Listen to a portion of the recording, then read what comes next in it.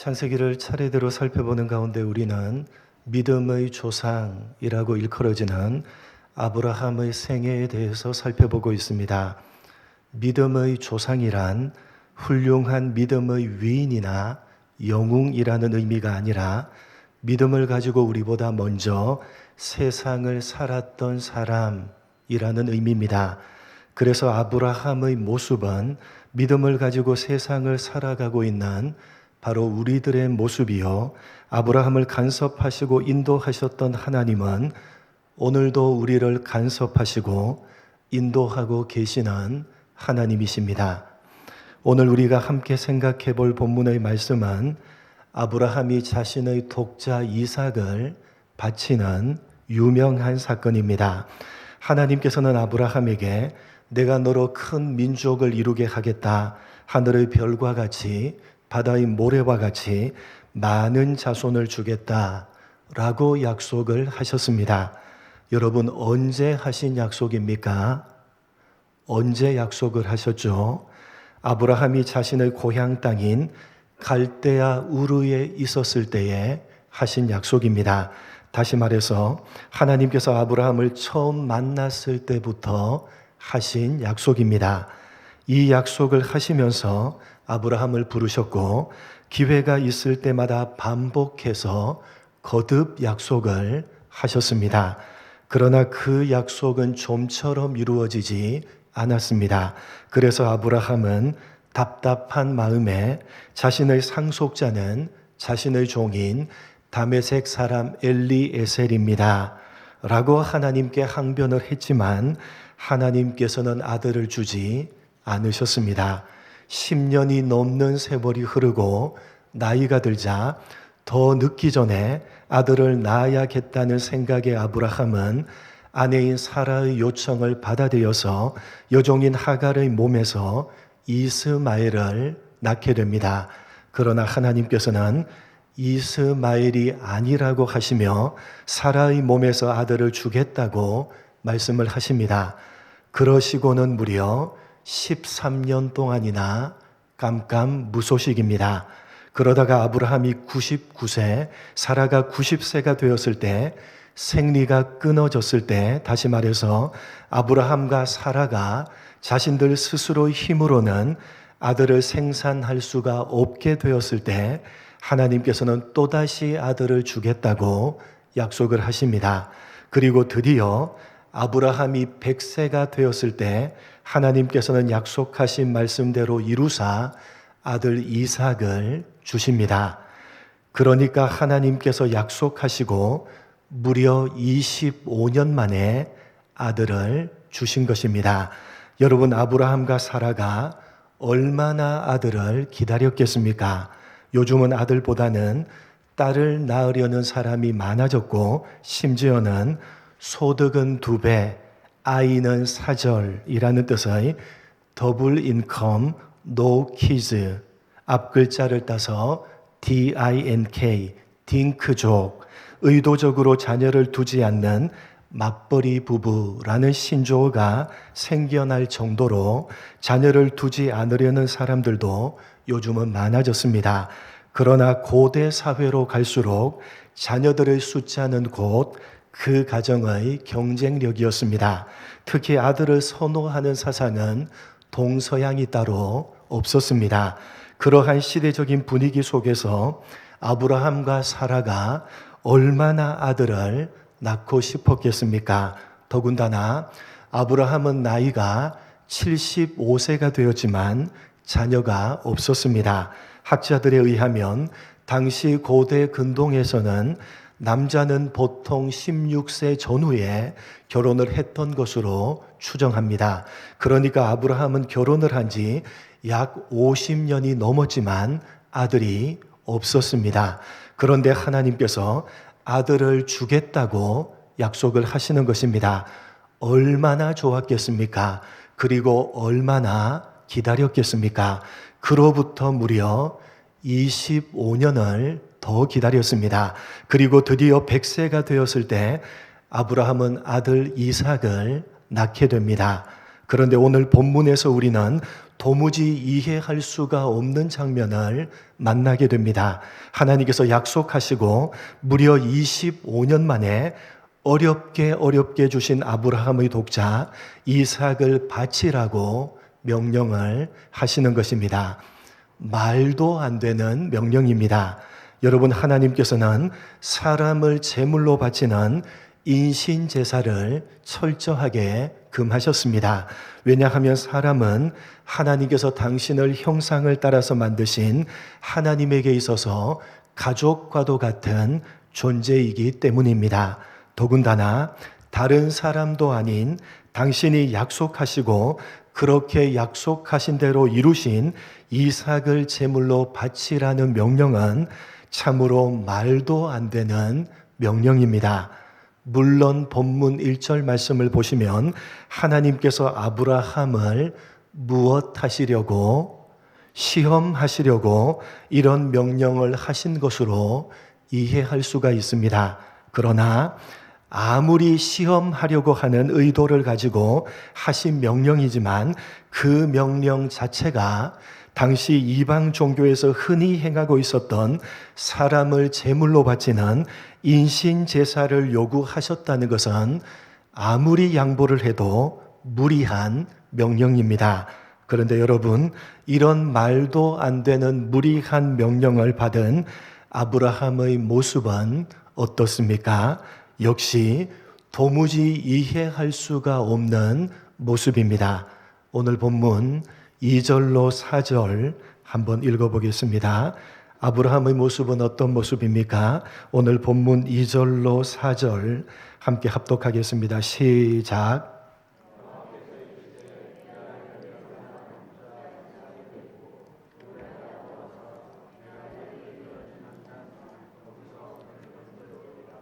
아브라함이 아침에 일찍이 일어나 나귀 안장을 지우고 두 종과 그의 아들 이삭을 데리고 번제에 쓸 나무를 쪼개어 가지고 떠나 하나님이 자기에게 일러주신 곳으로 가더니 제3일에 아브라함이 눈을 들어 그곳을 멀리 바라본지라.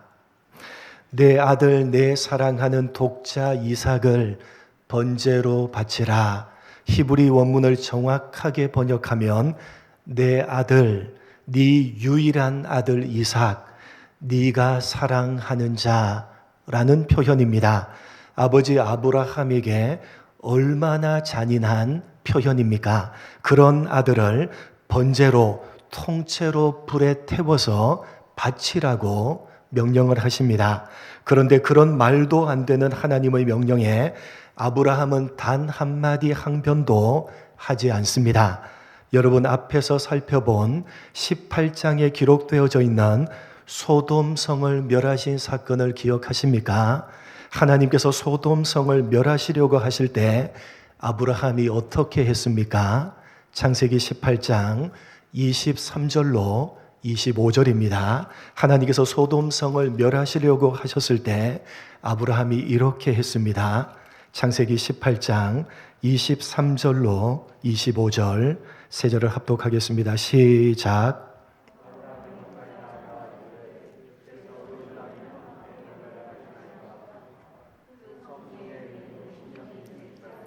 주께서 그것을 멸하시고 그 50의인을 위하여 용서하지 아니하시리이까 주께서 이같이 하사 의인과 악인 함께 죽이심은 부당하오며 의인과 악인을 같이 하심도 부당하니이다. 세상을 심판하시는 이가 정의를 행하실 것이 아니니까.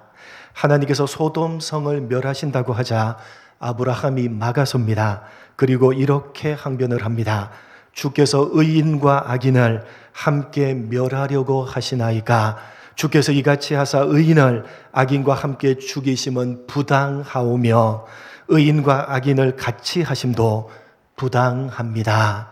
하나님을 향해서 부당합니다 라고 항변했던 아브라함의 모습을 오늘 본문에서는 전혀 찾아볼 수가 없습니다. 하나님의 명령은 분명히 부당한 명령이었습니다. 물론 시험하려는 의도셨지만 사람을 바치라는 명령은 하나님께서 해서는 안 되는, 말도 안 되는 무리한 명령이었습니다.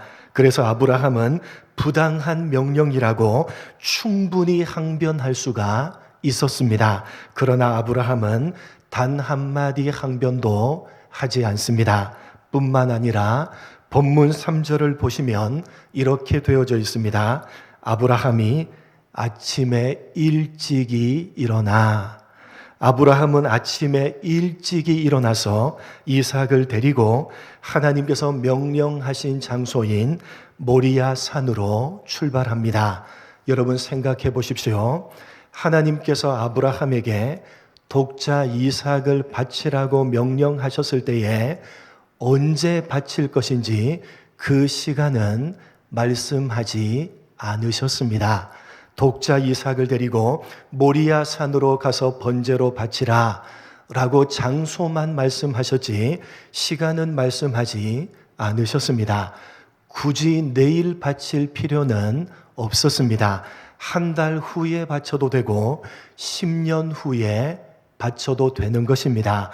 여러분, 아브라함에게도 할 말이 있지 않겠습니까? 하나님께서도 아브라함에게 약속을 하시고 그 다음 날 바로 이루어 주지 않으셨습니다. 시간을 끌다가 무려 25년 만에 이루어 주셨습니다. 그러니까 아브라함도 그 다음 날 바로 바칠 필요는 없었습니다. 하나님께서 시간은 말씀하지 않으셨기 때문에 시간은 끌다가 바쳐도 상관이 없었습니다. 만약에 하나님께서 뭐라고 하시면 아니 하나님께서도 그러셨잖아요. 하나님께서도 나에게 말씀하시고 무려 25년 동안이나 시간을 끄셨잖아요.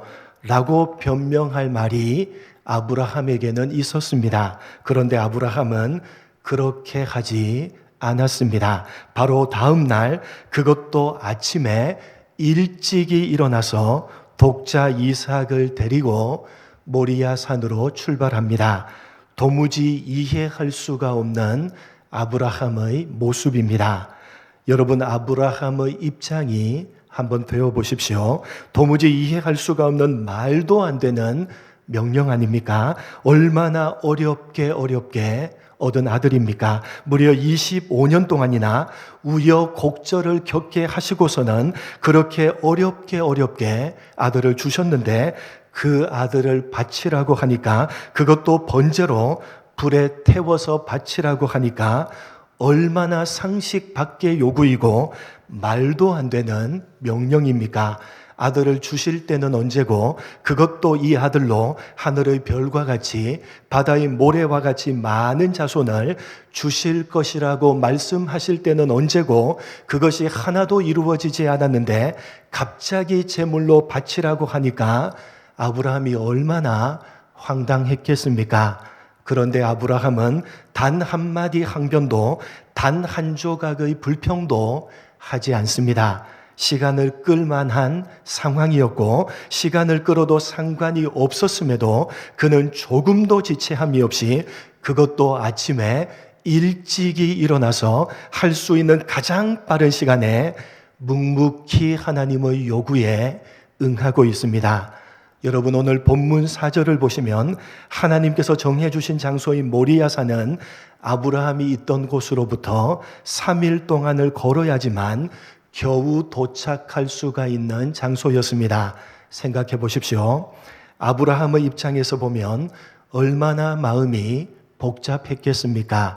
아들을 바치기로 결심을 하고 그 자리에서 당장 행했다면 마음의 갈등이 훨씬 더 적었을 것입니다. 그런데 아브라함은 무려 3일 동안을 자신이 제물로 바칠 아들과 함께 모리아 산까지 동행해야만 했습니다.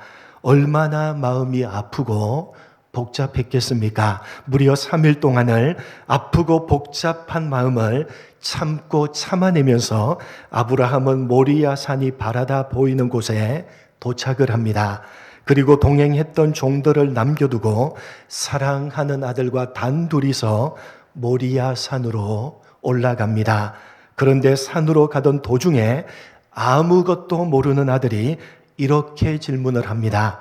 아버지, 불과 나무는 있는데 번제할 어린 양은 어디에 있습니까? 여러분, 이러한 아들의 질문을 받았을 때 아버지 아브라함의 마음이 어떠했겠습니까? 그러나 그럼에도 아브라함은 말도 안 되는 하나님의 명령을 묵묵히 실천합니다. 여러분, 왜 하나님께서는 이런 말도 안 되는 무리한 명령을 하신 것이며 또 아브라함은 많은 번민과 마음의 갈등에도 불구하고 그런 말도 안 되는 상식 밖의 하나님의 명령을 묵묵히 실천을 하고 있는 것입니까? 오늘 본문의 기록을 통해서 성경은 도대체 무엇을 말씀하려고 하는 것입니까? 본문 5절과 8절에서 우리는 중요한 이해의 열쇠를 발견하게 됩니다. 먼저 본문 5절입니다. 같이 읽겠습니다. 시작.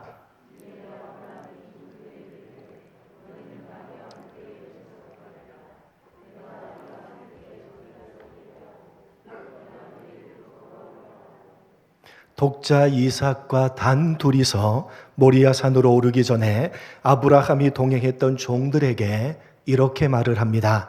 내가 아이와 함께 저기 가서 예배하고 우리가 너희에게로 돌아오리라.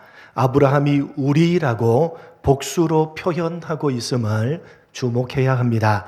아브라함 혼자가 아니라 우리, 즉 이삭과 함께 돌아올 것이라고 아브라함이 믿고 있는 것입니다. 본문 8절입니다. 같이 합독하겠습니다. 시작.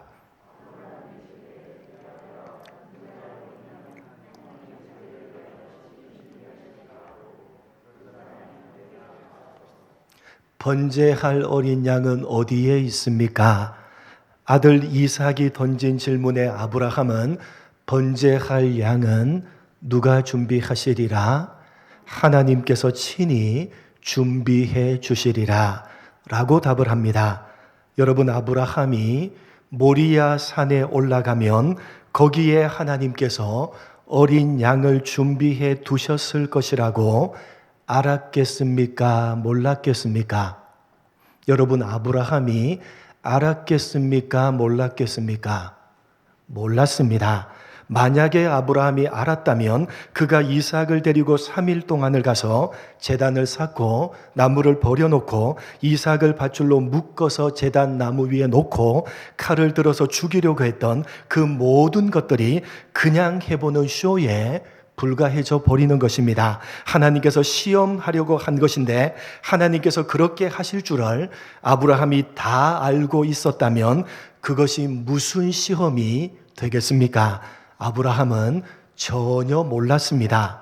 그렇다면 아브라함이 몰랐다면 5절에 이삭과 함께 돌아올 것이다 라고 말한 것과 8절에 어린 양은 하나님께서 준비하시리라 라는 말씀은 도대체 무슨 의미입니까?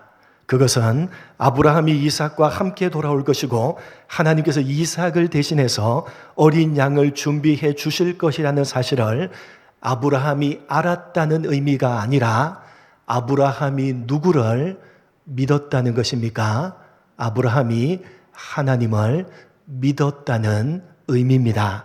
아무리 생각을 해봐도 도무지 이해할 수가 없는 상식밖에 말도 안 되는 명령이지만 그래서 너무나도 가슴이 아프고 마음이 복잡하지만 아브라함은 그런 명령을 하신 분이 하나님이시고 그 하나님을 믿고 신뢰했기 때문에 묵묵히 말씀을 따라서 행했다는 사실입니다.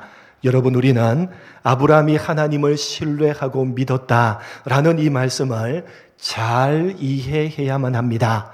하나님께서 무리하게 시험을 하셨는데 그 시험을 아브라함이 대단한 믿음으로 통과해서 합격을 했구나 라는 식으로 해석해버리면 성경이 말하고자 하는 진짜 중요한 사실을 놓치게 됩니다.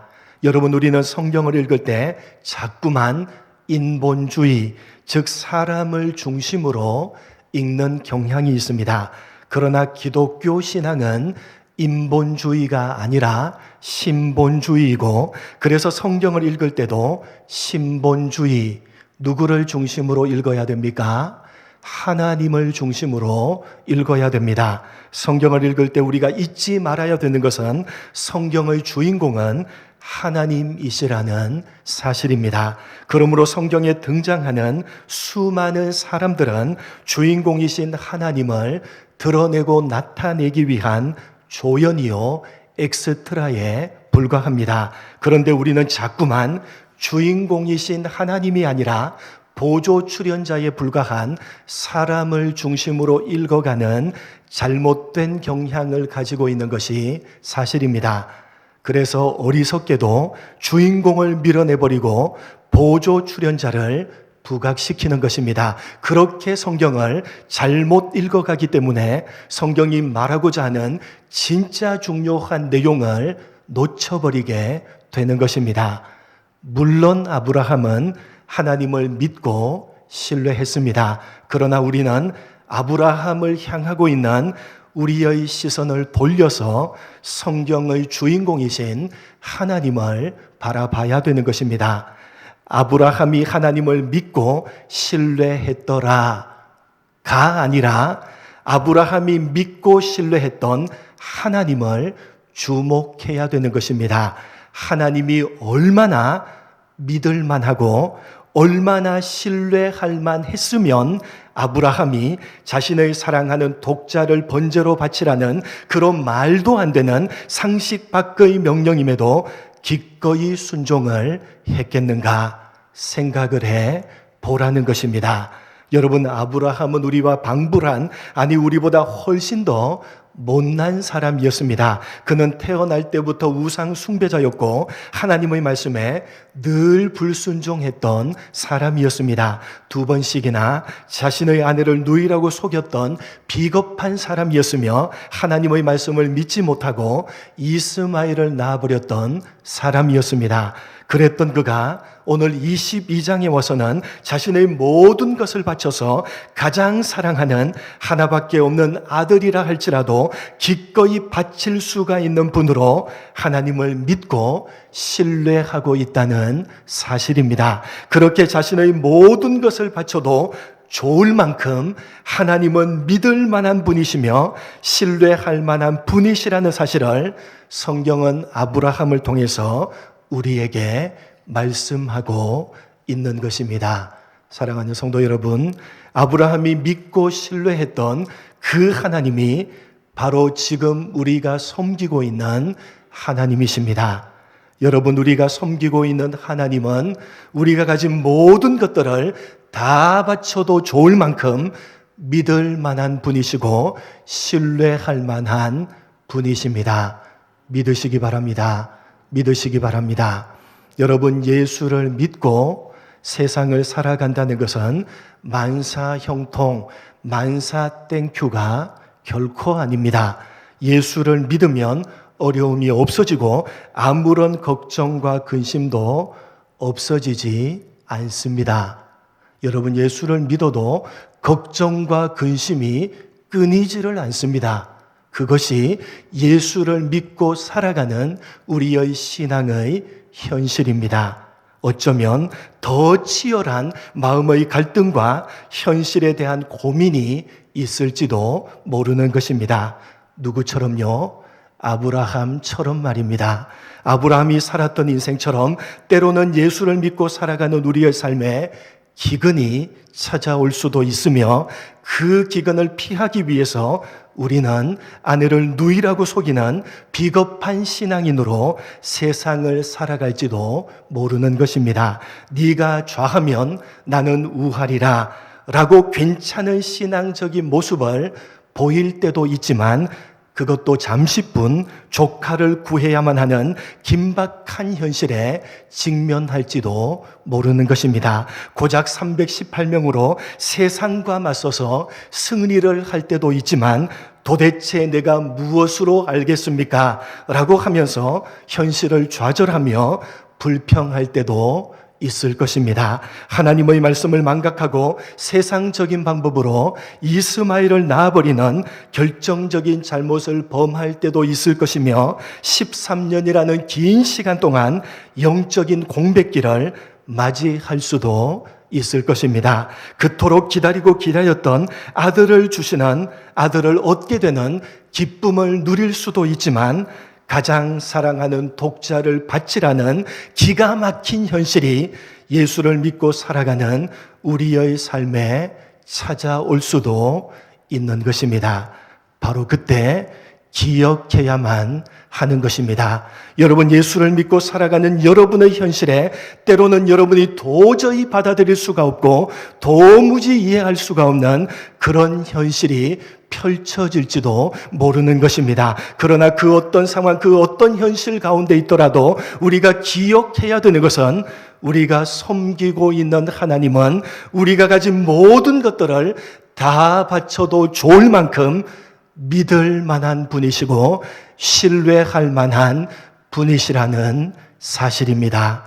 잊지 말아야 되는 것입니다. 믿음을 가지고 우리보다 먼저 세상을 살았던 믿음의 조상 아브라함이 자신이 가장 사랑했던, 자신의 전부였던 독자 이삭까지도 기꺼이 바칠 만큼 믿을 만하고 신뢰할 만한 분이 바로 여러분이 섬기고 있는 하나님이심을 믿으시고 주어지는 현실들에 그 어떤 현실들이라도 그 현실에 흔들리지 마시고 믿음으로 묵묵하게 살아내시는 여러분 모두가 되시기를 주님의 이름으로 간절히 축복합니다. 하나님 아버지,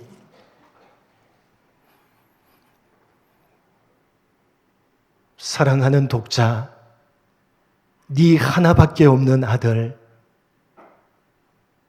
독자 이삭을 바치라, 말도 안 되는 기가 막힌 현실들이 아브라함의 눈앞에 펼쳐졌지만 그러나 도무지 이해할 수 없는 모습으로 그 말씀에 묵묵히 순종하고 있는 아브라함의 모습을 보면서 아브라함이 이렇게 자신이 가장 사랑했던, 자신의 전부였던 독자 이삭을 바치는 데까지 기꺼이 그렇게 바칠 만큼, 그렇게 바쳐도 좋을 만큼 하나님은 믿을 만한 분이시고 신뢰할 만한 분이시라는 사실을 새삼 깨닫게 됩니다.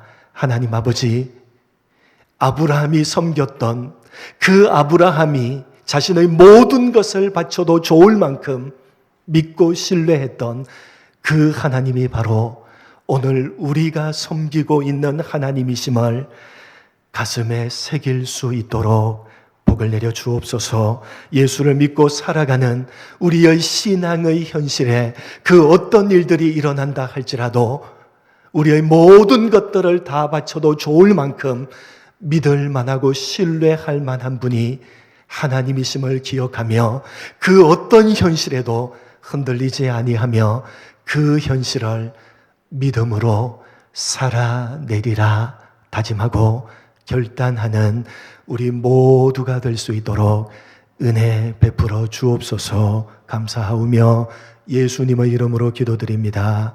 아멘.